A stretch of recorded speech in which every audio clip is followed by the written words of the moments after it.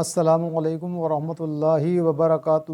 پیارے اور محترم اسلامی بھائیوں، ایک ویڈیو بہت وائرل ہو رہی ہے جس میں آپ دیکھ سکتے ہیں کہ غوث پاک رحمۃ اللہ علیہ کی مورتی کسی نے بنائی ہے اور وہ اپنے رکھ کر کے اس کو پانی ڈال رہا ہے، کہیں کچھ کر رہا ہے کہیں کچھ کر رہا ہے، جبکہ اس کو سنیوں کو طرف منسوب کیا جا رہا ہے۔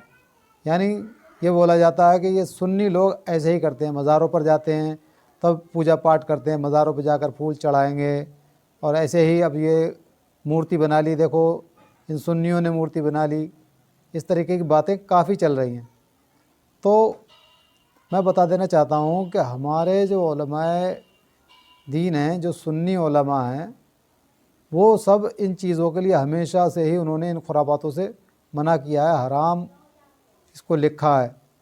اس میں ایک مولانا صاحب ہیں، حضرت علامہ مولانا تطہیر احمد صاحب قبلہ، جو بریلی شریف کے رہنے والے ہیں، انہوں نے اپنی کتاب عوامی غلط فہمیاں میں بھی تھوڑا سا اس کے بارے میں لکھا ہے، تو وہ میں آپ کو پڑھ کر کے سناتا ہوں۔ بہت کتابوں میں ہیں، تو اس غلط فہمی میں کوئی نہ رہے کہ یہ سنی ایسا کرتے، ان کا سنیوں سے یا اہل سنت والجماعت سے کوئی تعلق نہیں ہے۔ یہ ایک دم الگ طبقہ بڑھ چکا ہے، یہ خواہ خواہ کی خرافاتیں کرتے رہتے ہیں، جاہل لوگ ہیں، ان سے اسلام کا یا اہل سنت والجماعت کا کوئی لینا دینا نہیں ہے۔ آج کل بزرگان دین کی تصویریں اور ان کے فوٹو گھروں دکانوں میں رکھنے کا بھی رواج ہو گیا ہے۔ لوگ اپنے پیروں کے یا کوئی بھی مولانا صاحب ہیں ان کے جس سے محبت کرتے ہیں، ان کے فوٹو اپنے گھروں میں لگا لیتے ہیں۔ بلکہ میں نے خود اپنی آنکھوں سے دیکھا ہے کہ دکان میں ایک بندے کے ٹیلر کی دکان تھی، اس کے یہاں پر لگا ہوا تھا فوٹو اس کے پیروں کا، ہاتھ سے اشارہ کر رہے ہیں، اس میں سے روشنی نکل رہی ہے، وہ دوسرے پیر صاحب ہیں ان کے اوپر جا رہی ہے، اس طریقے سے۔ تو یہ سب اس میں لکھا ہوا ہے، یہ رواج ہو گیا ہے۔ یہاں تک کہ کچھ لوگ پیروں ولیوں کی تصویر فریم میں لگا کر گھروں میں سجا لیتے ہیں اور ان پر مالائیں ڈالتے ہیں، اگربتیاں سلگاتے ہیں۔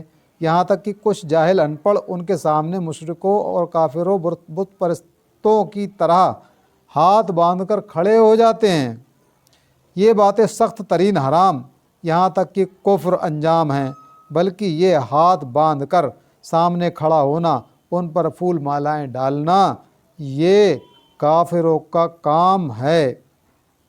سیدی اعلیٰ حضرت رحمۃ اللہ علیہ فرماتے ہیں، اعلیٰ حضرت کی طرف نسبت کر دیتے ہیں نا ان سب چیزوں کی، کہ یہ خرافاتیں جو ہو رہی ہیں مزارات اولیاء پر، اور یہ جو بھی خرافاتیں کر رہے ہیں، اس کو کچھ بد مذہب لوگ جو ہیں وہ کہتے ہیں کہ یہ ہیں دیکھو احمد رضا خان کو ماننے والے، یہ سب اعلیٰ حضرت کی طرف کو نسبت کر دیتے ہیں۔